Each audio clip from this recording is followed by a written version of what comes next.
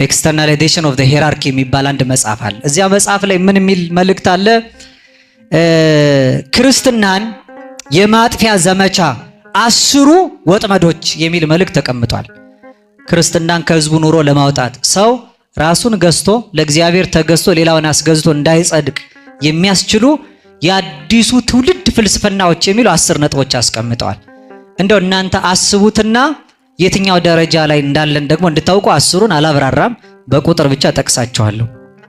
አንደኛ በዓለም ያለ ስርዓተ ትምህርት ውስጥ ለብዙ ዘመን ይሰጥ የነበረውን እግዚአብሔርንና የጸሎት ትምህርትን ከስርዓት ውስጥ ማውጣት የመጀመሪያው ስራ ነው ይላል። ስለዚህ እግዚአብሔር በዓለማዊ ትምህርት መካከል እንዳይጠራ፣ በየትምህርት ቤቱ የእግዚአብሔር ስም እንዳይጠራ። አሁን እኛ ልጆች ሆነን አሁንም አንዳንድ ቦታ ይኖራል። መምህር ሲመጣ ሰው ይነሳና እንደምን አደራችሁ እንደምን ዋላችሁ ተማሪዎች ይባላል። ተማሪ ምን ይላል? ይቅርታ በጣም አለ። አሁን ትምህርት ቤት እንደሱ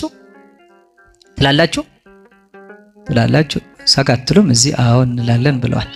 አሁን እንዲያውም አይታችኋል በዓለሙ ሚዲያ ላይ ራሱ እግዚአብሔር የሚለው ስም አጠራሩም እንዳይታወቅ ፈጣሪ ይመስገን የሚል ትውልድ በርቷል አይደል? አዎ እንዲህ አይነት ትውልድ በርትቷል። ለምን? እግዚአብሔር ብሎ ይትቀደስ ስምከ ስምህ ይለይ አንድነቱና ሶስትነቱ ያለበት ምክንያቱም አምላክ ይመስገን ፈጣሪ አምላክ ይመስገን ነው የሚለው። አምላክ የሚባለው ሌሎችም ካመለኳቸው ዓለሙ፣ ንብረቱ፣ ስልጣኑ፣ ዕውቀቱ፣ ጉልበቱ በሙሉ አምላክ የሆነበት ሰው አለ። አልቦ ገብር ዘይክል ለክልያ ጋይስ ተቀነው ለሁለት ጌታ መገዛት አትችሉም። ሌሎች ጌቶች አሉ ማለት ነው ከእግዚአብሔር ውጭ። አንደኛ የእግዚአብሔርን ስም የጸሎትንና ለእግዚአብሔር የምንገዛበትን ራስ መግዣ መንገዱን በሙሉ ከሥራ ትምህርት ማውጣት። ሌላው በልጆች ላይ የወላጆችን ስልጣን መቀነስ የሚል ነው። ሁለተኛው በልጆች ላይ የወላጆችን ስልጣን መቀነስ፣ ቤተሰቦቻቸውን የማይሰሙ የሃይማኖት መሪዎቻቸውን የማይሰሙ አለቆቻቸውን የማያደምጡ እንደፈለጉ ገብተው የሚወጡ ስሜታቸውን ለማንጸባረቅ ግድ የሌላቸውን ትውልዶች ማፍራት።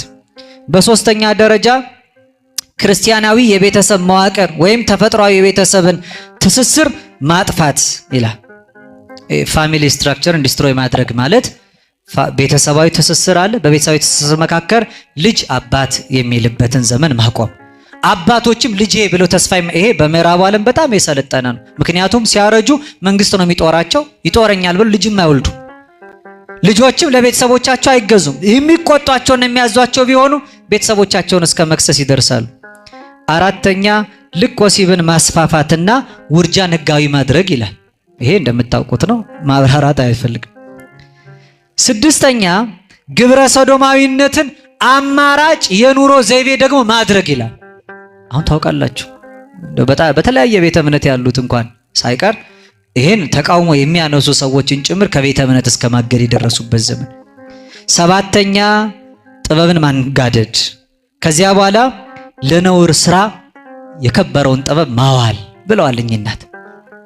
አሁን ታውቃላችሁ በየቦታው ያለው በጥበብ የሚታወቀው ግጥም ነውር መናገሪያ ሆኗል። ስነ ጽሁፎቻችን በሙሉ ቃል ባሳመሩ መጠን ሀፍረትን የሚገልጡ ክብራቸው በነውራቸው የሆኑ ሰዎች የሰለጠኑበት የረከሰን ነገር መናገር ሰውን የሚያስከብር የሆነበት ዘመን፣ ራስን መግዛት ሀፊረ ገጽ ኋላ ቀር መስሎ የታየበት ዘመን። ስምንተኛ ሚዲያን በመጠቀም ባዕድ ሐሳብን ማስፋፋት። ይሄ ታውቃላችሁ ምዕራቡ ዓለም ላይ ትላንትና የተነገረ ነገር ዛሬ በዙ መካከል ሰርጾ አለባበሱ፣ አካሄዱ፣ አኗኗሩ በሙሉ። ዘጠነኛ ከላይ የሰፈሩትን በህዝቡ ዘንድ ጥልቅ ተቀባይነት ያላቸውን አስተሳሰቦች የሚያንሳፍፍ እንቅስቃሴ መፍጠር። ሲማር ከነበረ መማር አይጠቅምህም ማለት በልጅነት ባለሀብት የምትሆንበት አማራጭ መንገድ አለ ማለት። ክብር የሚባለው ነውር እንደሆነ መናገር። ባህል ካለው እሴት ካለው ሃይማኖቱን የሚወድ የህዝቡን የማህበረሰብ እሴት የሚያፈቅረውን ሰው እንደኋላ ቀር ከትውልዱ ጋር የማይሄድ ከቴክኖሎጂ ጋር የማይራመድ እንደሆነ መናገር ይላል። ከዛ በአስረኛ ደረጃ ከላይ የሰፈሩትን ነጥቦች መንግስታት ተቀብለው ወደ ህግ እንዲቀይሯቸውና ቤተክርስቲያንም ደግሞ ይሄንን እንድትደግፍ ማድረግ ይላል። አሁን እኛ ጋር ያልደረሰው ምክንያቱም ህዝቡ ባህሉ አኗኗሩ በጣም የተሰናሰለ ስለሆነ እኛ ሀገር ባህላዊ የሆነ እምነት ሳይሆን ሃይማኖታዊ የሆነ ባህል ስላለን ማለት ነው። እያንዳንዱ ክርስትናን የሚገልጽ ስለሆነ በአኗኗሩ መካከል አንድነታችን የሚናድበትን ይህን ስራ መስራት። ይሄንን ካደረጋችሁ ሰውን ታነቁታላችሁ ይላል። የአንቂ ንግግሮች መጨረሻ ይሄ ነው ማለት ነው። እኛ ግን ለኃጢአት እንድንነቃ ሳይሆን ለጽድቅ እንድንነቃ ነው ቅዱስ ጳውሎስ የነገረን። ለጽድቅ ንቁ፣ ኃጢአትን የሚሰሩ አሉና ከዚህ ተመለሱ። ይሄን እምላችሁ አንዳንዶች ይሄን የሚሰሩትን ላሳፍራቸው ነው አለ ቅዱስ ጳውሎስ። ይሄ ለቆሮንቶስ ህዝቦች ብቻ የተናገረ እንዳይመስላችሁ። ያርና አርጤምስ ጣዖት ለነበረበት፣ የግሪክ ፍልስፍና ለሰለጠነበት ኮርኒት ለምትባል የጌጥ ከተማ ለቆሮንቶስ የግሪክ መንደር የጻፈው ብቻ አይደለም። ይሄ በእኛ ዘመን ለኛ የተጻፈ